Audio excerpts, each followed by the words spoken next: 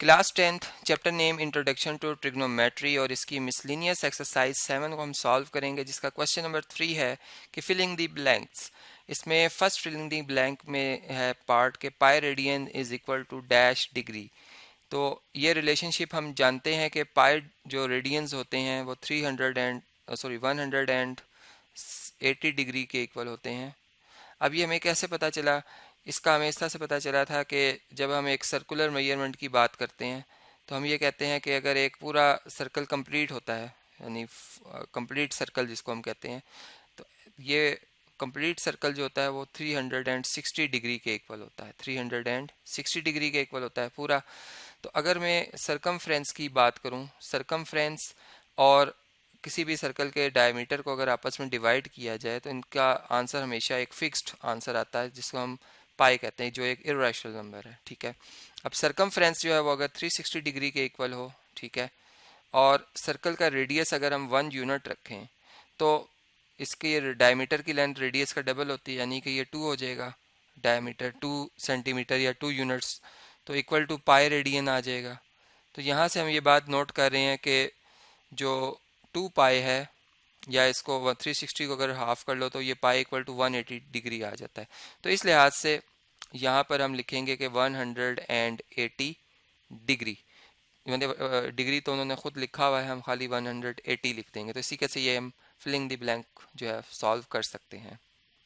Second part है जी कि the terminal side of angle 235 degree lies in dash quadrant, यानी कि किस क्वाड्रेंट में जो है टर्मिनल साइड जो है एंगल की जो है वो लाई करेगी। अगर मैं एक एंगल को स्टैंडर्ड फॉर्म में ड्रॉ करूं तो ये फर्ज करें एक्स एक्सिस है, हॉरिजॉन्टल लाइन जो है, और ये वर्टिकल लाइन है, ये वाई एक्सिस है। ठीक है, वाई एक्सिस है। अब हम जानते हैं कि पहले क्वाड्रेंट में ये एंगल जो होता है 90 डिग्री तक होता है। ठीक है, सेकंड में ये अगर कंप्लीट किया जाए तो 180 डिग्री हो जाता है। थर्ड में अगर हम जाते हैं तो ये एंगल जो बनता है ये 270 डिग्री यहाँ तक होता है, और अगर इससे आगे निकल जाएं, यानी कि इस लाइन तक अगर आ जाएं, तो ये 360 डिग्री कंप्लीट हो जाता है फोर्थ क्वाड्रेंट में। ठीक है, यानी ये फर्स्ट क्वाड्रेंट, ये सेकंड क्वाड्रेंट, ये थर्ड क्वाड्रेंट और ये फोर्थ क्वाड्रेंट। ठीक है जी। अब हम इसमें एक बात नोट कर रहे हैं कि जो हमें एंगल बताया गया है वो है 235 डिग्री, जो कि 270 से लेस है। 235 जो है वो किससे लेस है? 270 से लेस है। ठीक है जी। तो इसका मतलब कि हमारा एंगल जो है वो थर्ड क्वाड्रेंट में लाई करेगा, और स्टैंडर्ड फॉर्म ये होती है एंगल की कि आप इसका इनिशियल आर्म जो होता है हमेशा पॉजिटिव एक्स एक्सिस पे रखते हैं, वर्टेक्स हमेशा ओरिजिन पे रखते हैं, और जब इसे रोटेट करेंगे तो ये एंगल थर्ड क्वाड्रेंट में आएगा। यानी यहाँ पे 180, और 180 में आप फर्दर अगर ऐड करते हैं 55 डिग्री, तकरीबन 55 यहाँ पर होगा, तो ये एंगल थर्ड क्वाड्रेंट में आ रहा है, इसलिए हम यहाँ पर थर्ड लिख देंगे। ठीक है, थर्ड क्वाड्रेंट। तो इस तरह से ये आंसर हमारा आ गया। अब इसे नेक्स्ट पार्ट जो है उसको देखते हैं, उसको सॉल्व करते हैं जी। पार्ट नंबर 3 है। इसमें इस तरह से लिखा हुआ है कि terminal side of the angle -30 degree lies in dash quadrant. तो ये किस क्वाड्रेंट में लाई करेगी, इसके लिए भी मैं डायग्राम दोबारा ड्रॉ करता हूँ कि ये अगर हमारा सिस्टम है क्वाड्रेंट्स का, ये एक्स एक्सिस है। ठीक है, और ये अगर वाई एक्सिस है, ये अगर वाई एक्सिस है, और ये फिर नीचे वाई प्राइम आएगा और ये ओरिजिन आएगा। तो आप ये देखें कि -30 डिग्री का मतलब है कि जो इनिशियल आर्म है एंगल का वो पॉजिटिव एक्स एक्सिस पे होगा यहाँ पे। ठीक है, और इसका वर्टेक्स ओरिजिन पे होगा, और जब इसमें रोटेशन आ रही है माइनस का मतलब कि आप क्लॉकवाइज रोटेट करते हुए आप आ जाओगे जी फोर्थ क्वाड्रेंट में। ठीक है, तो ये अगर 30 डिग्री इधर बनता है फर्ज करें, तो ये कौन सा क्वाड्रेंट बनता है -30 डिग्री? ये -30 डिग्री जो बनता है फोर्थ क्वाड्रेंट बनता है। तो यहाँ हम इसका जो आंसर देंगे, यहाँ हम लिख देंगे फोर्थ क्वाड्रेंट। ठीक है, तो इस तरीके से ये भी जो है फिलिंग द ब्लैंक हमने सॉल्व किया। अब इससे नेक्स्ट जो फिलिंग द ब्लैंक है उसको देख लेते हैं। उसमें इस तरह से है कि area of a circular sector is. अब सेक्टर का एरिया जो है, सर्कल के सेक्टर का एरिया हमने फाइंड करना है। इसका फार्मूला क्या होता है? तो आपको यहाँ पे थोड़ा सा रिवाइज करा देता हूँ कि ये अगर एक सर्कल है और अगर ये इसका सेंटर है, और अगर मैं यहाँ पर 2 रेडियल सेगमेंट ड्रॉ करता हूँ जो एक ही पॉइंट पे मीट करते हैं, तो ये जो रीजन बनेगा ये वाला, इसको हम सेक्टर कहते हैं, सेक्टर ऑफ सर्कल। अब ये माइनर सेक्टर है और ये वाला जो है सेक्टर ये मेजर सेक्टर कहलाएगा। अब इसका एरिया का जो फार्मूला है ये होता है half r square multiply by theta. Theta जो है ये एंगल होगा जो कि सेंटर के साथ बन रहा है, आर जो है रेडियस ऑफ द सर्कल होगा।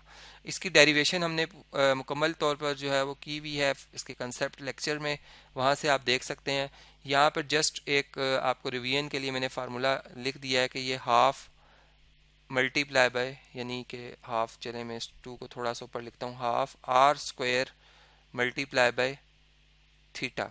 और थीटा जो है मस्ट बी इन रेडियंस, यानी रेडियन में होना चाहिए। डिग्री में अगर होगा तो आप इसको पहले रेडियन में कन्वर्ट करेंगे, देन आप फार्मूला पुट करके एरिया ऑफ सेक्टर जो है वो फाइंड आउट कर सकते हैं। नेक्स्ट है जी पार्ट नंबर 5। इसमें इस तरह से है कि आर जो है वो 2 सेंटीमीटर गिवन है, थीटा 3 रेडियन गिवन है, और then area of this circular sector is, हमने एरिया ऑफ सर्कुलर सेक्टर जो है वो फाइंड करना है। तो एरिया ऑफ सेक्टर जो होगा वो हम यहाँ पे यूं लिखेंगे कि वो होता है half multiply by r square multiply by theta. अब इस केस में जो आप आर देख रहे हैं वो 2 है, 2 सेंटीमीटर गिवन है हमें क्वेश्चन में ही रेडियस सर्कल का, और थीटा जो है वो 3 रेडियंस है, इसलिए हम इसको 3 ही रहने देंगे। और अब इसको सिंप्लीफाई करते हैं तो आर 4 आ जाएगा, 2 का स्क्वायर 4, और 4 को अगर आप 2 पर डिवाइड करते हैं तो 4 1 are sorry 2 1 are 2 and 2 2 are 4, और 2 और 3 का प्रोडक्ट अगर हम लेते हैं तो ये आता है 6। यानी यहाँ पे हमारा जवाब जो है वो 6 स्क्वायर सेंटीमीटर आएगा, क्योंकि एरिया का यूनिट स्क्वायर्स में होता है, इसलिए हम जो आंसर करेंगे उसके साथ 6 सेंटीमीटर और इसका स्क्वायर लिखेंगे। तो इस तरीके से ये भी प्रॉब्लम हमने सॉल्व किया। नेक्स्ट पार्ट है जी कि the general form of the angle 480 degree is, इसकी जनरल फॉर्म क्या होगी। तो इसको मैं थोड़ा सा एक्सप्लेन कर देता हूँ कि अगर हम इस एंगल की जनरल फॉर्म निकालना चाह रहे हैं तो सबसे पहले हम एंगल को स्टैंडर्ड फॉर्म में देखेंगे। ठीक है, हम ये देख रहे हैं कि चले मैं यहाँ पहले इसे कंप्लीट कर लेता हूँ कि ये वाई प्राइम है, ये एक्स प्राइम है, ये ओरिजिन है। अब एंगल का जो इनिशियल आर्म है वो हम पॉजिटिव एक्स एक्सिस पे रखेंगे। ठीक है, और 480 डिग्री मीन्स के आप इसमें मतलब आफ्टर 1 रेवोल्यूशन या 1 राउंड या आप 360 डिग्री कवर कर लेंगे, और उसके बाद मज़ीद इसमें आप कितने मज़ीद डिग्री ऐड करेंगे तो ये आप 120 मतलब 120 अगर ऐड करते हैं यानी 90, और इसमें 90 और इसमें हम मज़ीद जो है 30 और ऐड करते हैं तो 120 बनता है, यानी ये एंगल यहाँ पे आके कंप्लीट होता है 480 डिग्री। तो हमने इसमें एक बात नोट की कि हम 480 डिग्री को कैसे लिख सकते हैं।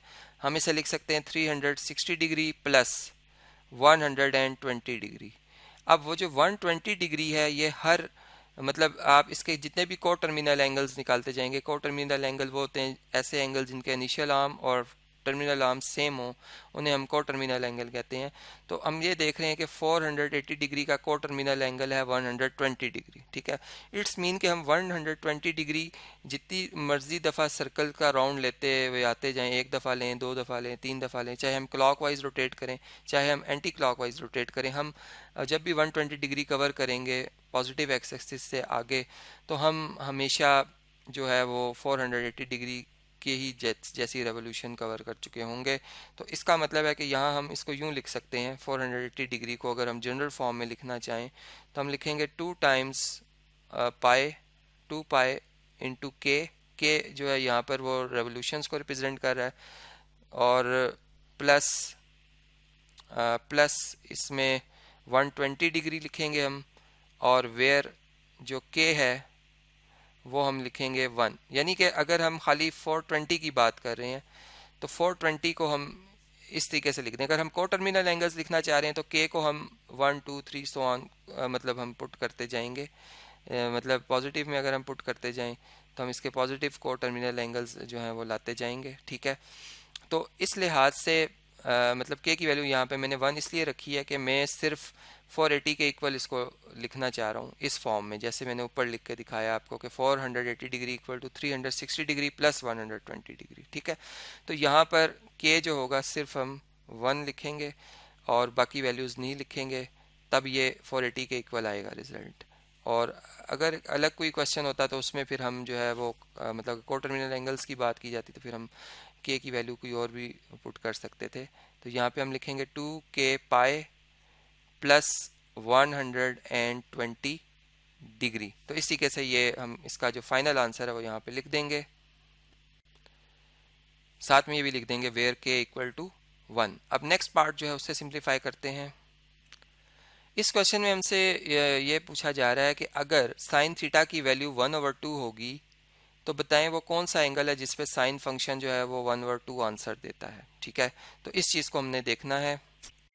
तो हम कैलकुलेटर से हेल्प लेते हैं। देखें, कैलकुलेटर पे हम साइन इन्वर्स बटन देख रहे हैं इन्वर्स का। अगर हम इसमें 1/2 पुट करते हैं तो हमें जो जवाब मिलता है डिग्रीज में मिलता है और वो 30 डिग्री आ रहा है। तो हमें ये पता चलता है कि साइन 30 अगर लिया जाता तो उसका आंसर आता 1/2। यानी इसको हम चेक भी कर सकते हैं कि अगर मैं साइन 30 डिग्री लेता 30 डिग्री तो देखें मेरा आंसर 0.5 आ रहा है, यानी कि 1/2 आ रहा है। तो यहाँ से ये बात क्लियर हो जाती है कि हमारा आंसर 30 डिग्री आएगा।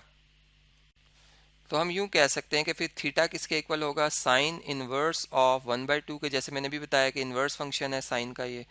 तो यहाँ से हमने देखा कि ये 30 डिग्री इसका आंसर आता है। तो इसका मतलब यहाँ हम थीटा जो है इक्वल टू लिख देंगे 30 डिग्री।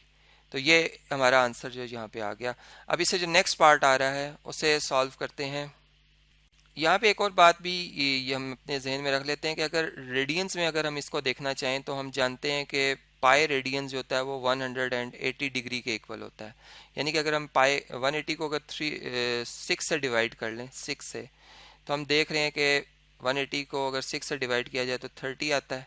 यानी कि 30 जो डिग्री है वो पाई बाय 6 रेडियंस के इक्वल है, रेडियंस के इक्वल है। तो हम यहाँ ये भी जो है रिलेशनशिप जो है वो लिख सकते हैं। ठीक है, क्योंकि रेडियंस में भी हमें पता होना चाहिए कि हमारा क्या आंसर आ रहा है। नेक्स्ट क्वेश्चन है जी, इसमें है कि अगर थीटा 300 डिग्री हो तो देन ये बताना है कि सीकेंट नेगेटिव 300 डिग्री जो है उसकी क्या वैल्यू होगी। यानी सीकेंट माइनस 300 डिग्री को हमने चेक करना है। अब सीकेंट जो अगर फंक्शन अगर आप स्टडी कर रहे हैं, -300 डिग्री का मतलब है कि आप क्लॉकवाइज चलते हुए आ रहे हैं, यहाँ तक आएंगे तो -180 होगा, यहाँ -270, और इसमें मज़ीद आप 30 डिग्री आते हैं तो ये आपका एंगल बनता है -300 डिग्री, -300 डिग्री इस तरीके से क्लॉकवाइज। और अगर आप एंटी क्लॉकवाइज चलते हैं तो ये एंगल आपका बनता है 60 डिग्री। ठीक है, इट्स मीन के -360 को आप -300 डिग्री को लिखने के बजाय आप 60 डिग्री लिख दें। और सीकेंट जो होता है वो कॉस का रेसिप्रोकल होता है, यानी कि 1/cos ऑफ 60 डिग्री आप लिख लें। और cos 60 की जो वैल्यू होती है वो 1/2 होती है। अब 1/2 का आप जब रेसिप्रोकल लेते हैं तो आपको आंसर क्या मिलता है, 2। तो यहाँ से हमें ये बात पता चली कि जो हमारा आंसर है वो 2 है। और कैलकुलेटर से भी हम इस चीज़ को जो है जस्टिफाई कर सकते हैं कि cos 60 की वैल्यू अगर हमें नहीं याद तो हम कैलकुलेटर से भी ये वैल्यू ले सकते हैं। जैसे आप देख रहे हैं कि कैलकुलेटर में सीकेंट कोसीकेंट और टेंजेंट के बटन नहीं होते हैं, तो हम यहाँ पे कॉज चूँकि हमने चेक किया था 60 की वैल्यू को तो वो 0.5 या 1/2 आ रही है। तो ये बिल्कुल यहाँ से हमें पता चल जाता है कि हमने सही वैल्यू पुट की है। नेक्स्ट पार्ट है जी, पार्ट नंबर 9। इसमें लिखा हुआ है 1 प्लस कॉट स्क्वायर थीटा। ये किसके बराबर होगा, इसे हमने सिंप्लीफाई करना होगा और फिर इसका यहाँ पे जो है जवाब जो आता है वो लिखना होगा। तो इस पे हम यूं बात कर सकते हैं, तो फार्मूला भी डायरेक्ट पुट किया जा सकता है कि 1 प्लस कॉट स्क्वायर थीटा जो होता है वो कोसिकेंट स्क्वायर थीटा के बराबर होता है। ठीक है, लेकिन ये फार्मूला की मतलब इसको अगर एक्सप्लेन करना हो तो हम यूं कह सकते हैं कि 1 प्लस कॉट जो होता है ये रेशो होती है मतलब बेस ओवर परपेंडिकुलर की, बेस ओवर परपेंडिकुलर साइड की रेशो होती है कॉट, क्योंकि कॉट जो है वो टेन का रेसिप्रोकल है। टेन होता है परपेंडिकुलर ओवर बेस, तो ये होगा बेस ओवर परपेंडिकुलर। अब अगर आप इसको सॉल्व करते हैं यानी base square over perpendicular square लिख लेते हैं। मैंने बी और पी लिखा है, B for base and B for perpendicular. LCM लेंगे, परपेंडिकुलर स्क्वायर बेस में आएगा, डिवाइजर में आएगा, और यहाँ पे P square plus B square आ जाएगा न्यूमरेटर में, जो कि by Pythagoras theorem hypotenuse square के बराबर है। यानी कि ये हाइपोटेन्यूज स्क्वायर हो गया और नीचे परपेंडिकुलर स्क्वायर था, दोनों का होल स्क्वायर बना लें आप लॉ ऑफ एक्सपोनेंट यूज़ करके। और हाइपोटेन्यूज ओवर परपेंडिकुलर जो रेशियो होती है वो होती है कोसिकेंट की, कोसिकेंट थीटा होल स्क्वायर आ जाएगा, और इसको आप लिख सकते हैं कोसिकेंट स्क्वायर थीटा। तो इस तरीके से ये वैल्यू भी हम यहाँ पे दर्ज कर सकते हैं कि ये क्या आ गई है जी, कोसिकेंट स्क्वायर थीटा, इसको मैं नीट करके लिख देता हूँ, cosecant square theta. Last part है जी, इसमें लिखा हुआ है secant theta minus tan theta किसके इक्वल होगा। तो secant theta minus tan theta को हमने चेक करना है। सीकेंट थीटा जो है रेसिप्रोकल होता है कॉस का, इसको आप लिख सकते हैं 1/cos थीटा, और टेन को लिख सकते हैं आप sine theta over cos theta. तो अब आप देखें तो इनके डिवाइजर सेम है, आप इसको कॉमन ले लेंगे, एलसीएम आ जाएगा कॉस थीटा, और न्यूमरेटर में 1 minus sine theta as it is रहेगा। तो इस तरीके से ये हमारा सिंप्लीफाइड आंसर है, इससे ज़्यादा मैं इसे सिंप्लीफाई नहीं कर सकता। इसी को मैं यहाँ पे लिख दूंगा, इसका आंसर है जी 1 माइनस साइन थीटा, और ये जो भी है पूरा नंबर ये डिवाइड हो रहा है कॉज ऑफ थीटा के साथ। तो इस तरीके से ये तमाम जो क्वेश्चंस थे वो हमने यहाँ पे कंप्लीट किए।